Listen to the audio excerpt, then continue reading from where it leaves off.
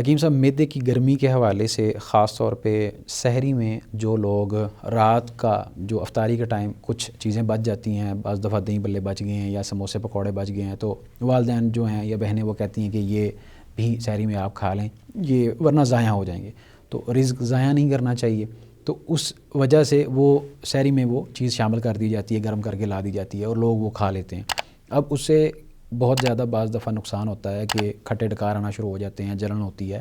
تو وہ کھانا کیسا ہے، اور اگر کوئی کھا لے تو وہ کس طرح مطلب صحیح رہ سکتا ہے کہ اس کو وہ پریشانی کا سامنا نہ کرنا پڑے؟ پہلے کھانا چاہیے، بعد میں کھانا چاہیے، کب کھانا چاہیے، کھانا ہی نہیں چاہیے؟ یہ سب سے پہلی بات تو یہ ہے بنائیں ہی تھوڑی. اگر زیادہ بن گیا تو آپ ساتھ والے جو قریبی آپ کے ہمسائے ان کو دے دیں، آپ کو اجر و ثواب بھی ملے گا اور وہ کھانا بھی صرف ہو گیا، چیز بچے گی نہیں. یہ سب سے بڑا اچھا. اگر آپ کی وہ بچ گئی ہے تو اگر آپ پکوڑے ہیں یا سموسے ہیں صبح کے ٹائم کھانا چاہتے ہیں، وہ بہت زیادہ نقصان دہ ہیں، وہ آپ کے اسٹمک کو خراب کریں گے. تو اگر آپ نے کھا لیے ہیں تو پھر آپ کو کیا کرنا ہے کہ قہوہ بنا کے نا، پودینہ اور اجوائن، اس کا قہوہ استعمال کر لیں. لیکن پہلی چیز ہے اس سے بچنا ہے. اگر آپ نے پکوڑے یا سموسے بچ گئے ہیں یا چاول اکثر بچ جاتے ہیں صبح کے ٹائم کھانے ہیں، تو پکوڑے تو بالکل گرم نہیں کرنے چاہیے دوبارہ، نہ ہی سموسے گرم کرنے چاہیے، پھر وہ ٹھنڈے ہی کھا لیں.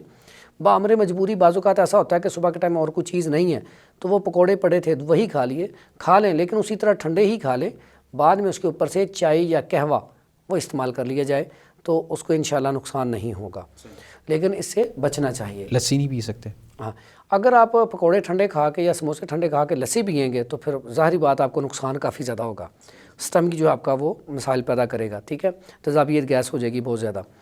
تو سموسہ چونکہ وہ میدا ہوتا ہے، اس میں آلو وغیرہ مسالہ جات پڑتے ہیں، تو اسٹمک کو ویسے بھی آپ کھائیں نا تو وہ آپ کو نقصان دیتا ہے. بعض دفعہ لوگ یہ سمجھتے ہیں کہ اگر ہم نے کوئی اس طرح کی چیز کھا لی نا، چٹپٹی یا آئلی چیز تلی ہوئی، تو اس کے اوپر سے اگر ہم نے رائتا وغیرہ یا دہی کھا لی ہے نا تو وہ اس کو کنٹرول کر دے گی.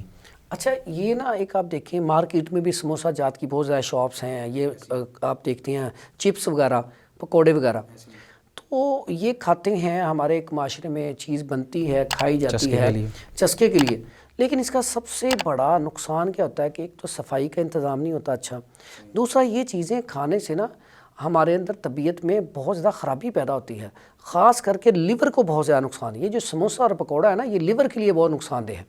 پھر جو گھروں میں سموسہ ہمارے بنتا ہے نا یا پکوڑا، وہ ان سے بہت اچھا ہوتا ہے، یعنی کہ گھی صاف ستھرا ہوتا ہے، آئل صاف ستھرا ہوتا ہے. پھر آئل کے علاوہ ایک اور چیز ہے، انہوں نے آلو ڈالنے اچھی طرح دھو کے صاف ستھرے کر کے، پھر انار دانہ لوگ گھروں میں استعمال کرتے ہیں، پھر اس کی جو ریسیپی ہوتی ہے نا وہ بہت اچھی ہوتی ہے، اس سے نقصان کم ہو جاتا ہے. پھر ایک اور بات ہے جو سب سے زیادہ نقصان والی ہے، باہر سے جب آپ کھاتے ہیں نا تو ان کے پاس جو میٹھی چٹنی وہ بناتے ہیں یا وہ کیچپ دیتے ہیں، تو وہ کیچپ انتہائی ناقص قسم کا ہوتا ہے. کیچپ میں تو ٹماٹر نام کی چیز ہی نہیں ہوتی. اور میں کہتا ہوں یہ جو لوگ باہر سے چپس کھاتے ہیں، سموسے کھاتے ہیں، ان کا لیور سب سے زیادہ لیور ان کا خراب ہوتا ہے. سب سے زیادہ ہارٹ پیشنٹ یہ ہوتے ہیں، سب سے زیادہ بواسیر کا مرض انہیں ہوتا ہے.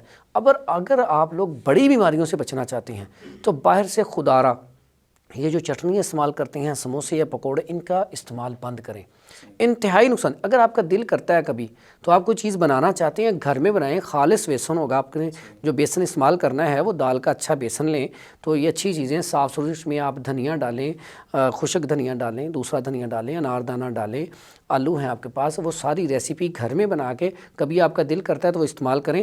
کیچپ یا دہی کی چٹنی اچھی والی استعمال کریں ساتھ، تو پھر یہ کوئی مسئلہ نہیں ہے، آپ رمضان میں کھا سکتے ہیں. صحیح.